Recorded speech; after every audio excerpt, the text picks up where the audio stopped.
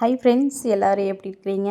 இன்றைக்கி நம்ம சேனலில் என்ன வீடியோ அப்படின்னு பார்த்தீங்கன்னா, நல்ல ஒரு கார சாரமாக சூப்பராக கோயம்புத்தூர் ஸ்டைலில் ஒரு நாட்டுக்கோழி குழம்பு எப்படி வைக்கலாம், தண்ணி குழம்பு எப்படி வைக்கலாம் அப்படிங்கிறத பற்றி தாங்க.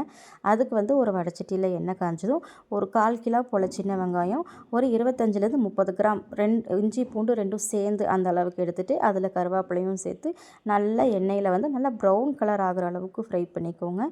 இதில் பார்த்திங்கன்னா தக்காளி ஒரு 4லேருந்து 5 தக்காளி பக்கம் சேர்த்திக்கலாம். இதெல்லாம் ஒரு 1/2 கிலோ சிக்கனுக்கு உண்டான அளவுங்க. இன்னொரு வடைச்சட்டியில் ஒரு 2-3 ஸ்பூன் போல் வரமல்லி, மல்லி விதைன்னு சொல்லுவோம் இல்லையா, அந்த மல்லியை சேர்த்திக்கோங்க. அப்புறம் ஒரு 1½ ஸ்பூன் போல் சீரகம், ஒரு 2-2½ ஸ்பூன் போல் சோம்பு, பெரிய சோம்பு அது சேர்த்திக்கோங்க. சேர்த்து இதில் நல்லா வறுபடட்டும். இது கூடவே மிளகு நல்லா ஒரு 3 ஸ்பூன் போல் மிளகு தாராளமாக சேர்த்திக்கலாங்க. உங்களுடைய காரத்தை பொறுத்து சேர்த்திக்கோங்க. இது கூட ஒரு 25 கிராம் 30 கிராம் வரமிளகாய் வச்சு இப்போ வறுக்கிறதுனால வறுத்துக்கலாம்.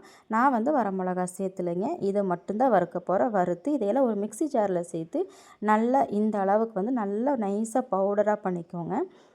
இப்படி இந்த மாதிரி இருக்கும், இந்த அளவுக்கு பண்ணிக்கோங்க. இது கூடவே நல்லா ஒரு அரை மூடி போல் தேங்காய் கட் பண்ணி சேர்த்து இந்த தேங்காவையும் அந்த மிளகு சீரகத்தையும் பவுடர் பண்ணிக்கோங்க.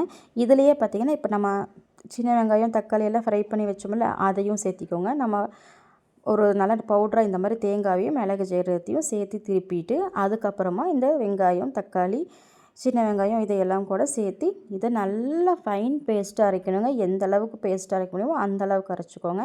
இப்போ நான் ஒரு குக்கரில் பார்த்திங்கன்னா கொஞ்சம் எண்ணெய் விட்டு கடுகு கருவேப்பிலை மட்டும் போட்டுட்டு அதில் நம்ம கழுவி வச்சுருந்த சிக்கனையும் போட்டு ஒரு மஞ்சத்தூள் கொஞ்சம் போட்டு ஒரு டம்ளர் போல் தண்ணி விட்டு அதை அப்படியே நல்லா நம்ம மசாலா பேஸ்ட் அரைக்கிற வரைக்கும் இது வெந்துட்டு இருந்தது குக்கரில். இப்போ இந்த டைமில் ஒரு 2 ஸ்பூன் போல் மிளகாத்தூள் சேர்த்திக்கிட்டேன். உங்களுக்கு மிளகு நீங்கள் அதிகமாக சேர்த்திருக்கிறீங்க அப்படிங்கிறதுனால இஞ்சி பூண்டு எல்லாமே காரம் தான். அதனால் மிளகாத்தூள் பார்த்து சேர்த்திக்கோங்க உங்கள் காரம் பொறுத்து. நான் இந்த குழம்பே பார்த்திங்கன்னா நல்லா காரசாரமாக தாங்க இருக்கும்.